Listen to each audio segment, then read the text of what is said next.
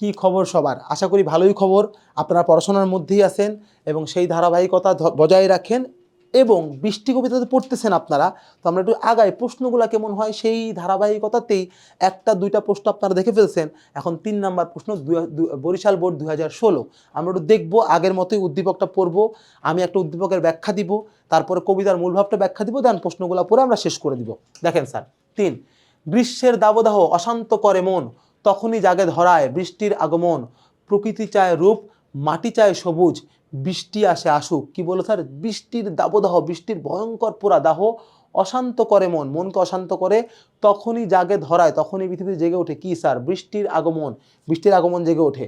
প্রকৃতি চায় রূপ, প্রকৃতি রূপ চায়, মাটি চায় সবুজ, মাটি বৃষ্টির ছয় সবুজ কিছু চায়। এবং কি বললো স্যার? দেখেন, বৃষ্টি আসে আসুক, বৃষ্টির যে প্রার্থনা, বৃষ্টির প্রতি যে প্রতীক্ষা, যে চাওয়া, তাই কিন্তু এখানে বলা হচ্ছে। এবং শুধু তাই না, গরমে আমাদের মন যেমন অশান্ত হয়ে যায়, পৃথিবী যেমন অশান্ত হয়ে যায়, সেই অশান্ত প্রকৃতি এবং পৃথিবীকে চেঞ্জ করতে বৃষ্টির আগমন ঘটে, সেইটা এখানে বলা হয়েছে। দেখেন স্যার, এই উষ্ণতা, গরমে যে মন দাবদাহ হয়, এটা কিন্তু কবিতার মধ্যে বলা নাই, কবিতার মধ্যে কিন্তু অন্য কথা বলা। Sir clear? তার মানে দেখেন, বৃষ্টির জন্য প্রকৃতির যে প্রতীক্ষা, প্রকৃতির যে চাওয়া, সেটাই উদ্দীপকে প্রকাশ পাইছে, কিন্তু মানুষের মনের যে পরিবর্তন, তা কিন্তু এখানে প্রকাশ পায় নাই। এবং বৃষ্টির প্রতি একটা যে তীব্র আকাঙ্ক্ষা, তীব্র চাওয়া, বৃষ্টি আসে আসুক, ওর আসা দরকার, সেটাই কিন্তু এই উদ্দীপকের মূল বিষয় হয়ে দাঁড়াইছে। তার মানে বৃষ্টি কবিতায় বৃষ্টির প্রতি প্রকৃতির যে প্রতীক্ষা এবং উদ্দীপকে বৃষ্টির প্রতি যে আকাঙ্ক্ষা বা চাওয়া, তা মিলেমিশে আসলে এক হয়ে গেছে।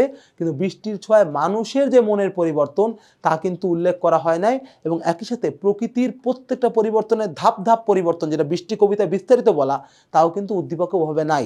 একটা মানে ওভারঅল সামগ্রিক ধারণা দেওয়া আছে, সম্পূর্ণ ভাগে ভাগে কিন্তু সে আলাপটা করা নাই। ওকে স্যার, এইবার আসেন আমরা প্রশ্নগুলো দেখি। 1 নাম্বার, সাত সাগরের মাঝি কাব্যগ্রন্থের রচয়িতা কে? বুঝতেই পারতেছেন, ফররুখ আহমেদ সাহেব। আমি শুরুতেই বলছি, একদম প্রথম পেজ আপনারা স্ক্যান করলেই পাবেন। সাত সাগরের মাঝি বিখ্যাত গ্রন্থটা রচনা করেন ফররুখ আহমেদ সাহেব। 2 নাম্বার, বৃষ্টি কবিতায় আকাশকে বিদগ্ধ আকাশ বলা হয়েছে কেন? আকাশ স্যার, বিদগ্ধ মানে কি স্যার? দগ্ধ মানে পোড়া, বিদগ্ধ মানে স্যার এটা কি রসওয়ালা, যেটা পোড়া না, পোড়া মানে কি শুকায় গেছে, পুড়ে শুকায় গেছে। আর দগ্ধ মানে পোড়া, বিদগ্ধ মানে তার বিপরীতটা স্যার। ক্লিয়ার? রসালো, ভেজা, যা পুরানা। এখানে আকাশকে বিদগ্ধ বলা হয়েছে কেন স্যার? বিদগ্ধ বলা হয়েছে, দেখেন এখানে বলছে আকাশকে প্রচণ্ড রৌদ্রতাপে, হ্যাঁ, গ্রীষ্মের প্রথম রৌদ্রতাপের তীব্রতাকে এখানে প্রকাশ করা হয়েছে, তা তো অবশ্যই স্যার, সেই নিয়ে কোনো তর্ক নাই স্যার। ক্লিয়ার? কিন্তু একই সাথে বিদগ্ধ মানে কিন্তু এখানে শুধু শুধু পোড়া না স্যার, এখানে কিন্তু এইটাও বোঝানো হচ্ছে যে আকাশটা, বিদগ্ধ আকাশ কি চাচ্ছে স্যার? ভেজাতে চাচ্ছে পৃথিবীকে, অর্থাৎ তার শুকনো আকাশে যেন হালকা হালকা বৃষ্টির কারণে রসের সঞ্চার হচ্ছে, সেইটা এই বাক্যের মধ্যে উল্লেখ করা হচ্ছে। অর্থাৎ স্যার, তীব্র তাপে যখন দগ্ধ আকাশ কি হয় স্যার? বৃষ্টির ছোঁয়ায় বদলে যায়, সেই বদলটা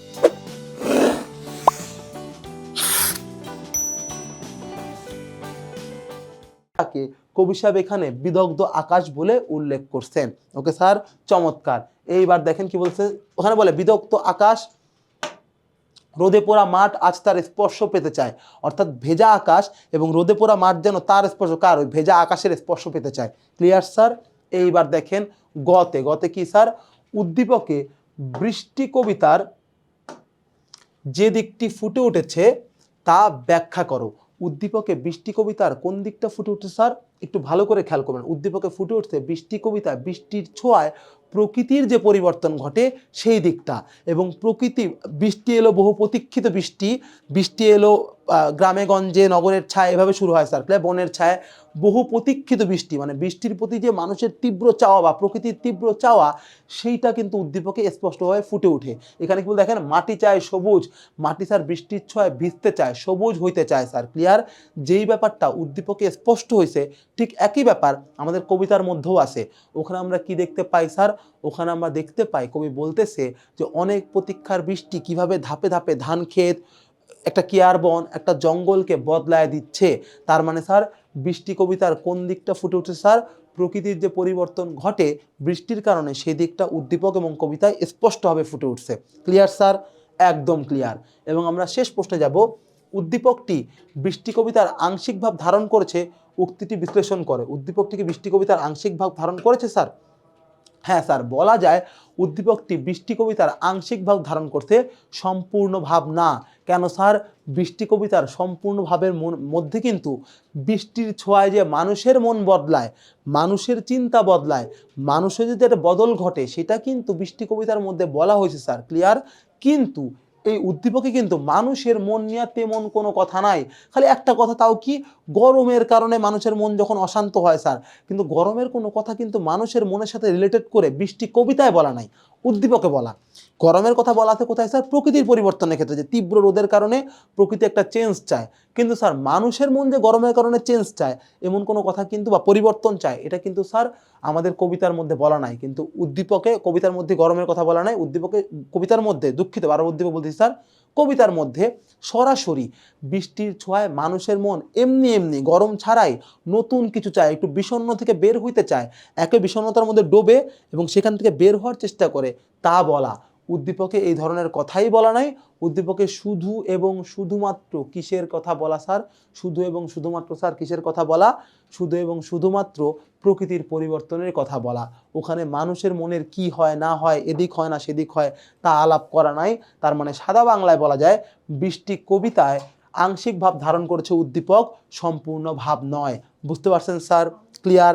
আশা করি এই নিয়ে কোনো দ্বন্দ্ব থাকার কথা না। দ্বন্দ্ব থাকলে জানাবেন, আমরা আবারও সেটা ঠিকঠাক করে দেওয়ার চেষ্টা করব। সেই পর্যন্ত ভালো থাকবেন, সুস্থ রাখবেন। সবাইকে শ্রদ্ধা জানিয়ে বিদায় নিচ্ছি। আল্লাহ হাফেজ।